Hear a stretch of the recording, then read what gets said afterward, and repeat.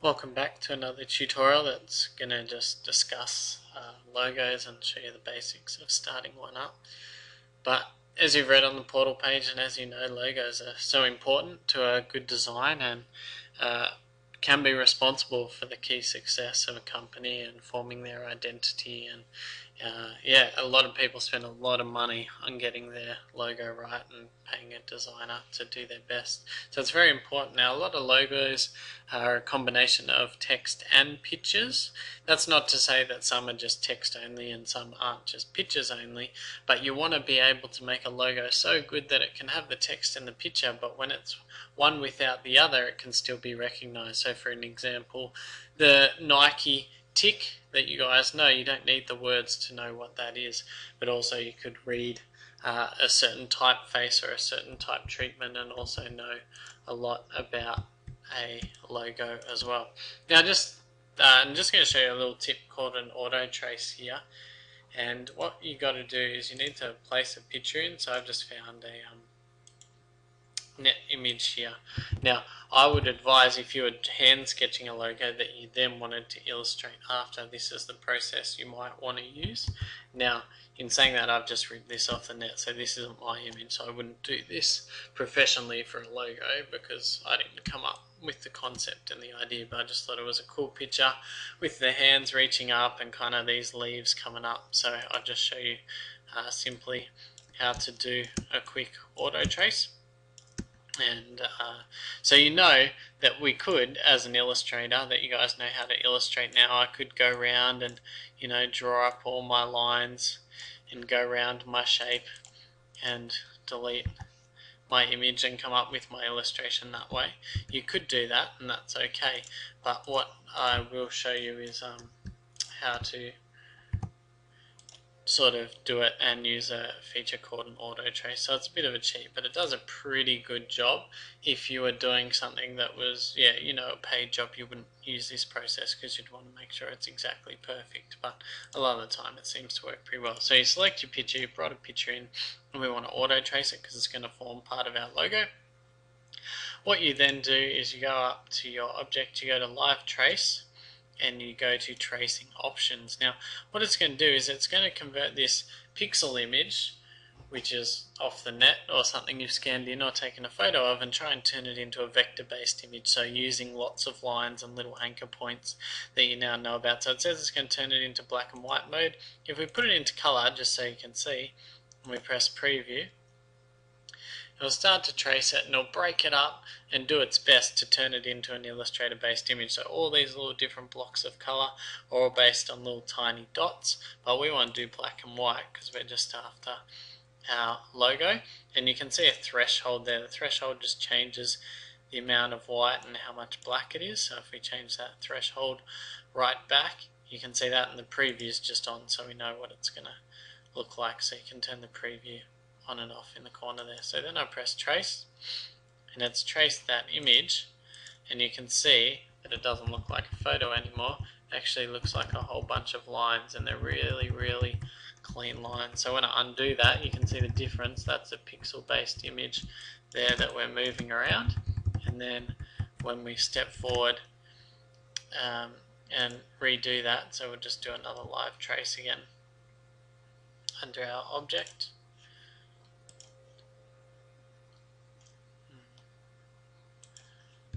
I'll just jump back out for a second. So we select our picture, do our live trace, tracing options, got it on black and white, turn our preview on, and you can see that. So I'll just bring the threshold back to get rid of some of those edges. Nice clean image. And we're going to trace that. And so it's done our auto trace there. Now what I need to do, because as I was showing you before, it's a nice clean image, is that we just want to touch it up a bit and get rid of some of these parts up here. So all I need to do now is, when I touch it, you can see it's still just one whole object. We need to, in your live trace, it's very important that you expand it, so you sort of release it into all its little dot points that you can see now. They've all got tiny little anchors everywhere, and I can touch on one of those anchor points using our direct selection say this is moving around a bit.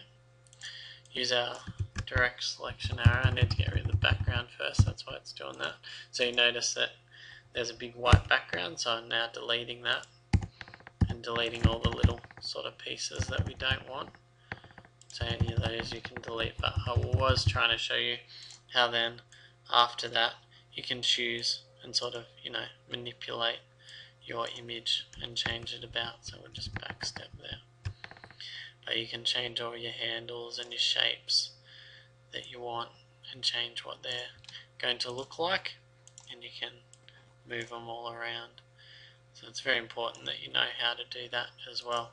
Now what you can see, there still seems to be some white in that image, and so you can actually go through and select out the insides of it, which will help us a bit as we take out some of the insides. So now when we go to move certain sections and use our little anchors, you can see how I'm changing the whole shape. So you could then go back in and make everything nice and smooth so it looks a bit more how you perhaps want it. But that's the general idea of an auto trace. So it takes an image, preferably have it black and white. That was black on wood and it still worked okay. I'm just going to come in and chop off this bottom a little bit, I think. And well,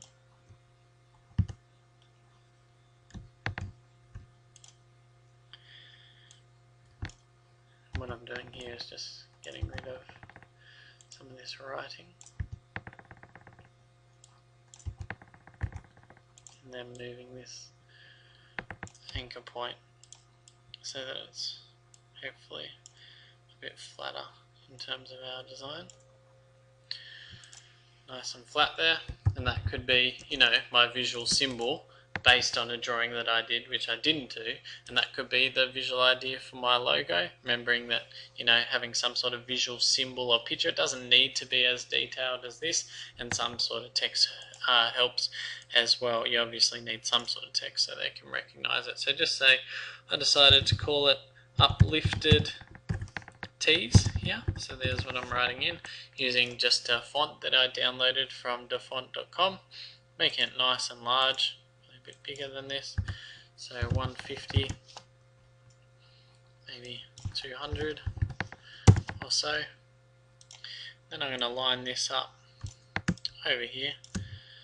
I'm still going to go quite a bit bigger, I think.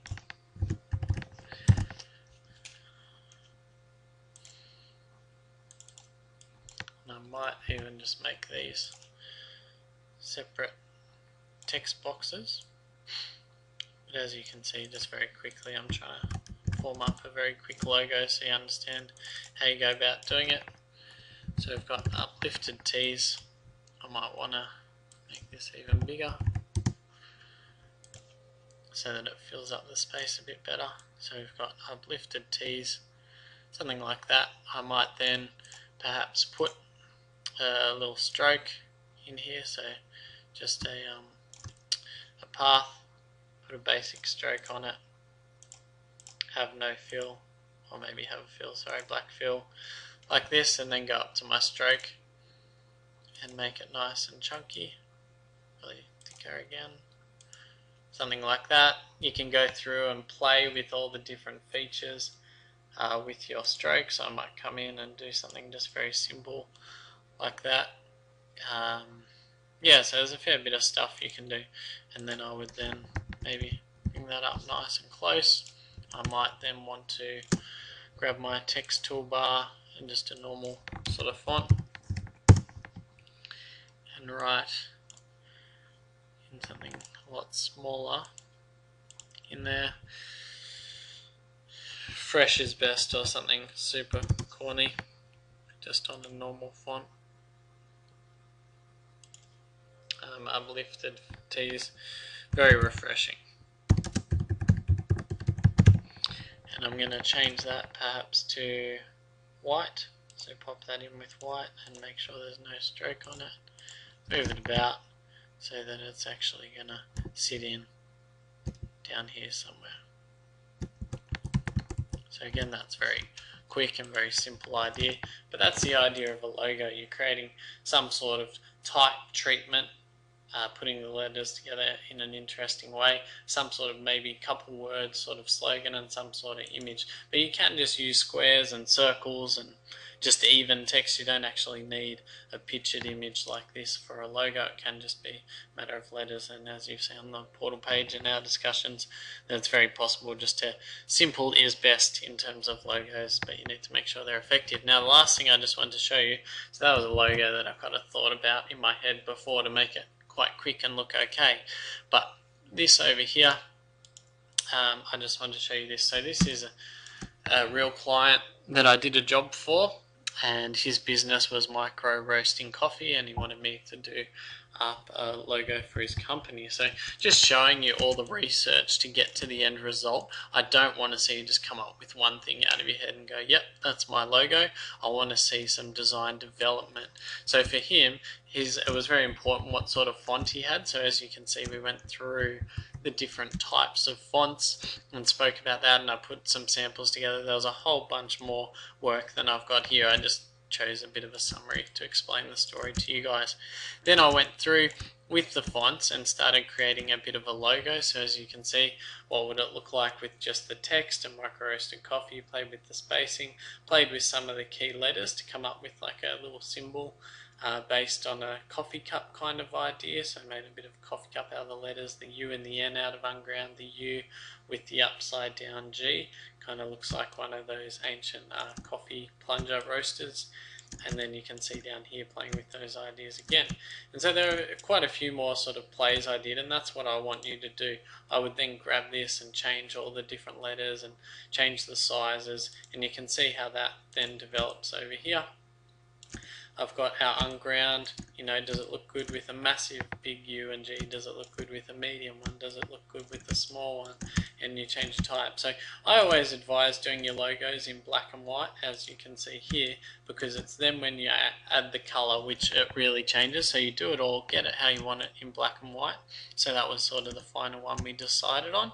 And then you go in and you have your color swatches and you put them in and you say, what do you think in this colorway? So I've only got two here. These were the final two we chose because he wanted like a sort of classy, elegant sort of coffee bean that he wanted to roast. So that's what we got down to, but I would love to see you guys have sort of 4 or 5 different types of color examples like you can see over here, and I'm pretty sure he went with one of these two slightly darker grey on that one than the O. So that's what we ended up with, and that ended up being his logo. So you can just see there how much the design sort of develops through rather than just coming up with one simple idea. So what I would need to see from you guys on your folio is just everything. So don't delete bad logos, just do lots and lots of them and show me the design development and put them on some artboards and pop them up onto your folio for me.